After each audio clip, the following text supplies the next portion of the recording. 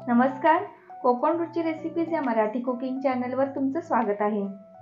आज मी मेथीचे crispy balls बनवणार आहे। याला तुम्ही मेथीचे पकोडे किंवा मेथीचे भजी असंही म्हणू शकता।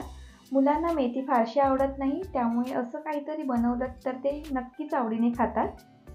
यासाठी मी मेथी घेतली आहे आणि ती स्वच्छ धुवून घेतली आहे। यानंतर मी ती बारीक चिरून घेणार आहे।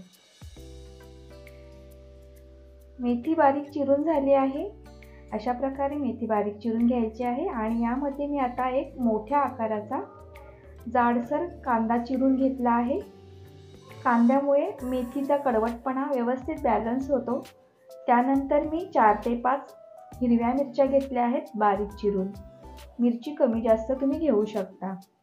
त्यानंतर मी 1 चमचा आलं लसूण पेस्ट घेते आहे, 1 चमचा धणे पावडर, अर्धा चमचा काश्मीरी लाल मिरची पावडर आणि चवीनुसार मीठ घ्यायचं आहे। आता हे मिश्रण व्यवस्थित मिक्स करून घ्यायचं आहे।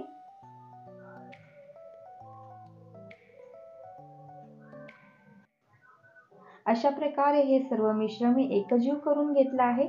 त्यामध्ये मी आता 1 वाटी बेसन घालणार आहे।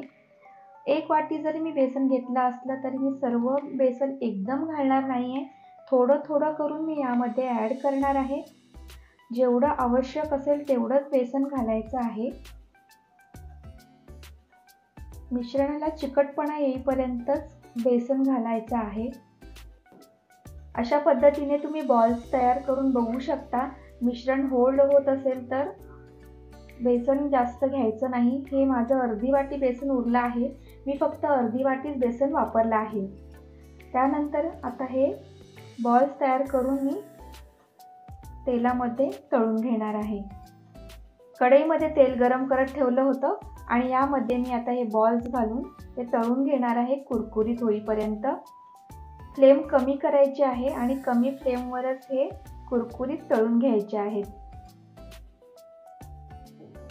मुलांना भाजी आवडत नसेल तर त्यांना तुम्ही अशा पद्धतीने चटपटीत काही बनवून दिलत ना तर ते नक्कीच खातात। तुम्ही पाहू शकता हे बॉल्स आता मस्त असे ब्राऊन रंगाचे कुरकुरीत झाले आहेत। ते मी एका टिश्यू पेपरवर काढून घेते। हे क्रिस्पी बॉल्स तुम्ही मेयोनीज बरोबर, हिरव्या चटणी बरोबर किंवा टोमॅटो केचप बरोबर खाऊ शकता। तर तयार आहेत आपले मेथीचे क्रिस्पी बॉल्स। तुम्ही सुद्धा नक्की ट्राय करून बघा। मी हे चिंच चटणी आणि टोमॅटो केचप बरोबर सर्व करते आहे। चिंच चटणी बरोबर खूप छान लागतात हे क्रिस्पी बॉल्स। खूप असे कुरकुरीत झाले आहेत आणि मी याचा आस्वाद घेते। तोपर्यंत तुम्ही व्हिडिओला लाईक करा आणि शेअर करा। माझ्या चॅनलवर नवीन असाल तर सबस्क्राईब करायला विसरू नका।